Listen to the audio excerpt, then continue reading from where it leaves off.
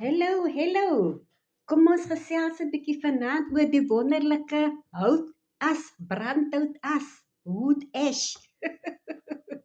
Ons wonder mos baie keer deesdae, is wood ash gesond, goed of nie goed vir die tuin nie?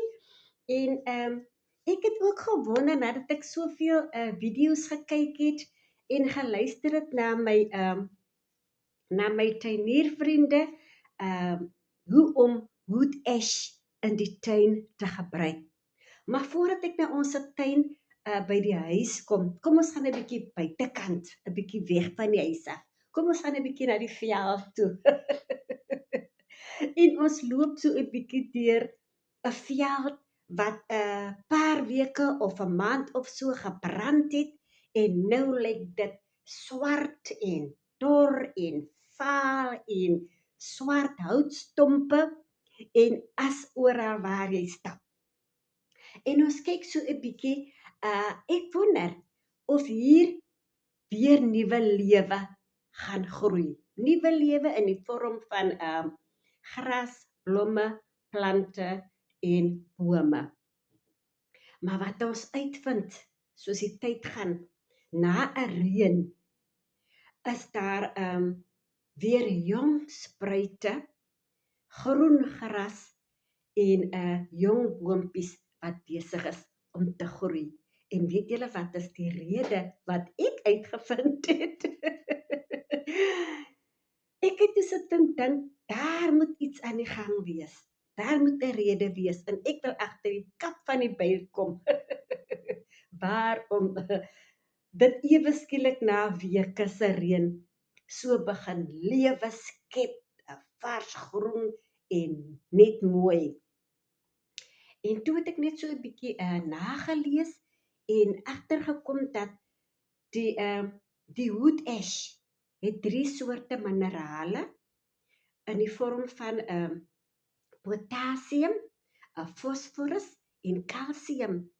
En dit is die oorsaak dat wanneer dit reën kry of wanneer dit reën, sypel dit in die grond in en dit maak die grond vrugbaar om sodoende die lewende groei wat onder die grond is te boost, om dit weer te laat ontkiem of te laat ontspruit om weer aan die groei te kom. Watter wonderlike werking van die natuur is dit nie? So die brand van die bosse of die bome is ook goed. Weet julle waarom?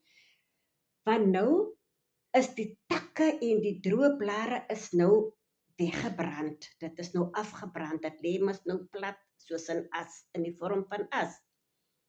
En dit is nou goed vir die son om deur te skyn na die grond toe, om dan die groei onder die grond ook aan die gang te kry vir daardie jong plantjies en gras en blomme wat weer moet nuut opkom. Ja, en weet julle wat daardie proses wat ons nou het, bring ons nou terug na ons tuin toe. Hier by ons. Mag ek wood ash gebruik of mag ek nie?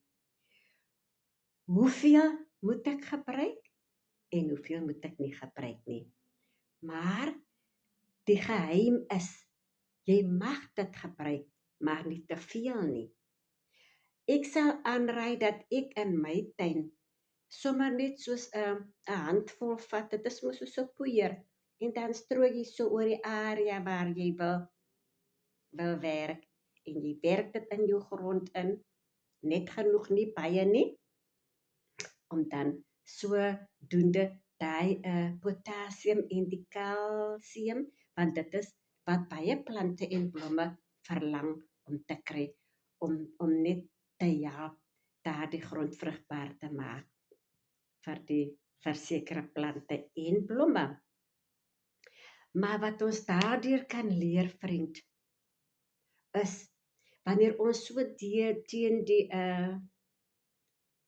brandvlakte kyk, die swart, donker houtskoolvlakte kyk, dan weet ons ook dat na dit is daar ook gesig van nuwe lewe in die vorm van blomme, plante en nuwe groei, soos spruite en nuwe takke, blomme en bome. So, ek hoop dat dit 'n les is wat ons almal kan leer wat die gebruik van brandhoutas betref. Maar laat dit met julle goed gaan tot 'n volgende keer. Totsiens.